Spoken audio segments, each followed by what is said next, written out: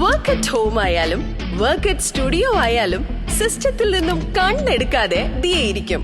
മുഖത്ത് പാടി വരികയോ കണ്ണിന് ക്ഷീണമോ തോന്നില്ല. ജെസൽ ഒപ്റ്റിക്കൽസിന്റെ അൺലിമിറ്റഡ് ഫ്രെയിമുകളിൽ നിന്നും മുഖത്തിന് അനുയോജ്യമായ കണ്ണടയാണ് ദിയ തിരഞ്ഞെടുത്തിരിക്കുന്നത്. തിരഞ്ഞെടുക്കാൻ യഥേഷ്ടം മോഡലുകൾ, എല്ലാ പ്രമുഖ ബ്രാൻഡഡ് ലെൻസുകളുടെയും ഫ്രെയിമുകളുടെയും അതിശയിപ്പിക്കുന്ന കളക്ഷൻസ്, ഏറ്റവും കുറഞ്ഞ വില, മികച്ച വിൽപ്പനാനന്തര സേവനം. Jesal opticals, opposite TB hospital, Karuvelippady, Kochi. Aluva private bus സ്റ്റാൻഡിന്റെ അകത്തുണ്ടായ സംഘർഷത്തിൽ ഒരാൾക്ക് വെട്ടേറ്റു.